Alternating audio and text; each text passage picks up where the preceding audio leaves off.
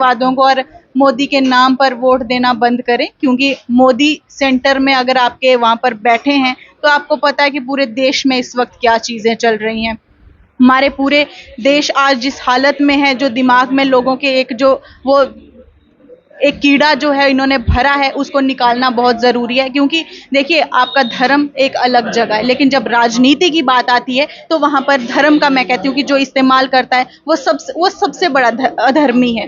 वो सबसे बड़ा अपने धर्म का, मैं कहती हूँ कि जो डिसरिस्पेक्ट अगर कोई करता है तो वो यही इंसान है जो आपको राजनीति में अपने धर्म का इस्तेमाल करता है। क्या आपका धर्म इतना कमजोर है कि अब आप राजनीति में धर्म का इस्तेमाल करोगे?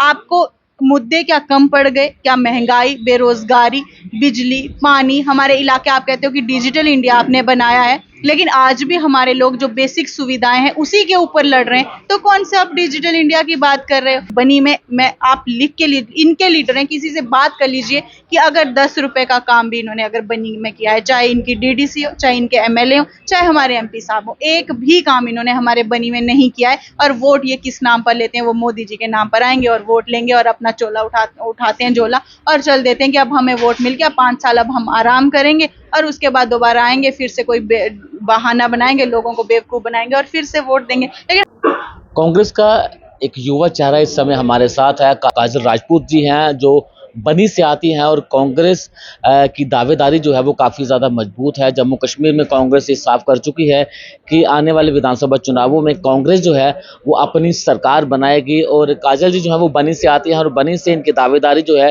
वो काफ़ी ज़्यादा मजबूत मानी जा रही है। काजल से बातचीत करते हैं।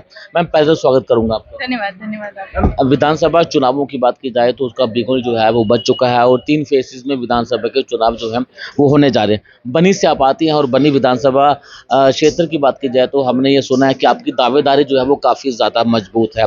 क्या कहेंगे विधानसभा चुनावों को लेकर के? क्योंकि 10 सालों के बाद विधानसभा के चुनाव जो हैं वो जम्मू कश्मीर में होने जा रहे हैं। देखिए, इस बारी का जो चुनाव है बहुत ही ज्यादा रंग लाने वाला है, क्योंकि जिस तरह से जम्मू कश्मीर के लोगों को इन भाजपा धारियों ने जो खून के आंसू रुलाए हैं, अब वक्त है उनको जवाब देने का और उनको यहाँ से बाहर निकालने का।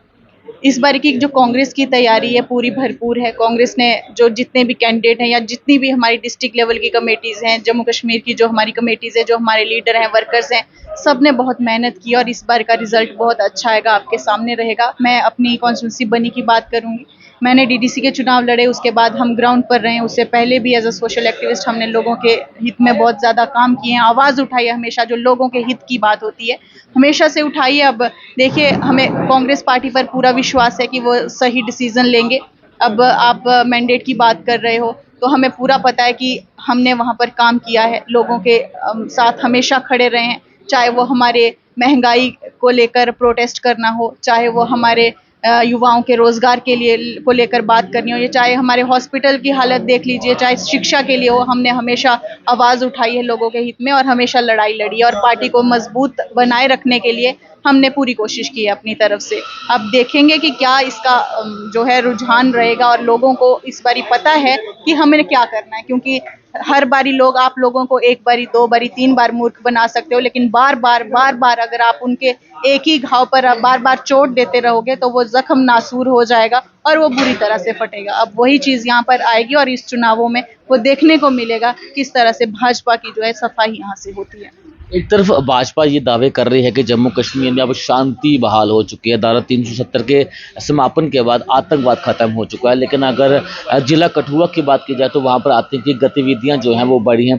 बनी बसोली में जो है वो आतंकी गतिविधियाँ देखी गई हैं। क्या लगता है कि कठुआ एक तरफ काफ़ी ज़्यादा शांत हुआ करता था, लेकिन अब जिला कठुआ में आतंकी गतिविधियाँ बढ़ी हैं?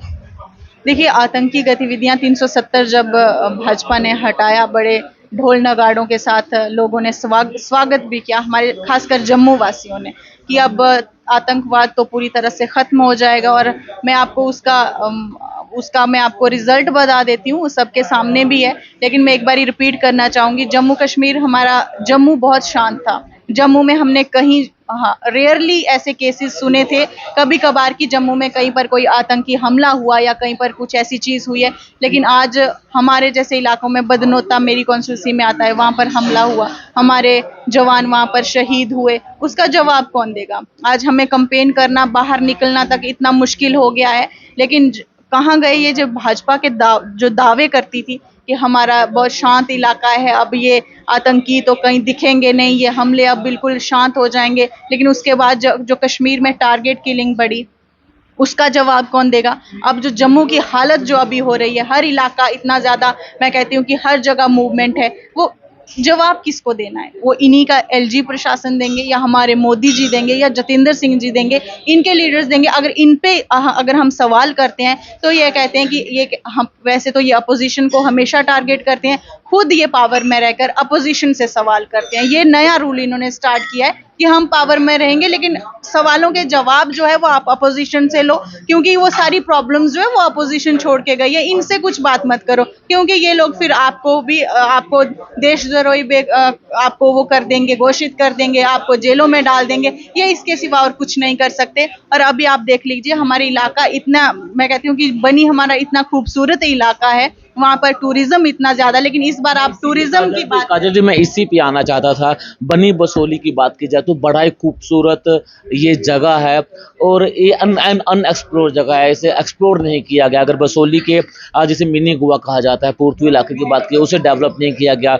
बनी में पैराग्लाइडिंग को लेकर भी चर्चाएं चली थी, लेकिन आज वो ठंडे बस्ते में उसे देखा गया। तो क्या लगता है कि बनी बसोली जो कि सबसे खूबसूरत जगह है जम्मू की, इसे टूरिज्म के लिहाज से हमेशा इग्नोर किया गया है? अगर इसे एक्सप्लोर किया जाता तो आज टूरिस्ट का एक लंबी लंबी कतारें वहां पर देखने को मिलती, अगर कुछ काम किया होता वहां पर तो। हमारा बनी से कम 5,000 मजदूर जो है वो बाहर दिल्ली, मुंबई, मद्रास इलाकों में काम करने के लिए जाता है। अगर कारण यही है कि हमारे जो लीडरशिप है इनकी नेग्लेंसी, हमारे इलाके को पूरी तरह से इग्नोर किया, कुछ काम नहीं किया। जतेंद्र सिंह 8 साल हो गए उनको, एक टनल हमें दे, छत्रगला टनल आपने सुना होगा, हर साल वो आते हैं चुनाव के टाइम पे, वादे करते हैं कि अब हमारा टनल आएगा, टनल बन जाएगा, आपको रोड अच्छे मिल जाएंगे, उसकी वजह से टूरिस्ट जो है भद्रवाह का यहाँ शिफ्ट होगा, आपको रोजगार मिलेगा, लेकिन अभी तक वहां पर एक टावर तक सरथल में नहीं लगवा पाए हमारे जतेंद्र सिंह जी, और तीसरी बार ये अब एमपी बने हैं। उसके बावजूद ये इतना सा काम अगर नहीं कर पाए तो कौन से दावे और कौन सी बातें ये करते हैं हमें नहीं पता, लेकिन लोगों से मैं इतना ही अपील करती हूँ, और लोग अब समझ भी चुके हैं कि इन झूठे वादों को और मोदी के नाम पर वोट देना बंद करें, क्योंकि मोदी सेंटर में अगर आपके वहां पर बैठे हैं तो आपको पता है कि पूरे देश में इस वक्त क्या चीजें चल रही हैं। हमारे पूरे देश आज जिस हालत में है, जो दिमाग में लोगों के एक जो वो एक कीड़ा जो है इन्होंने भरा है, उसको निकालना बहुत जरूरी है। क्योंकि देखिए, आपका धर्म एक अलग जगह है, लेकिन जब राजनीति की बात आती है तो वहां पर धर्म का, मैं कहती हूँ कि जो इस्तेमाल करता है वो सबसे बड़ा अधर्मी है, वो सबसे बड़ा अपने धर्म का, मैं कहती हूँ कि जो डिसरिस्पेक्ट अगर कोई करता है तो वो यही इंसान है जो आपको राजनीति में अपने धर्म का इस्तेमाल करता है। क्या आपका धर्म इतना कमजोर है कि अब आप राजनीति में धर्म का इस्तेमाल करोगे?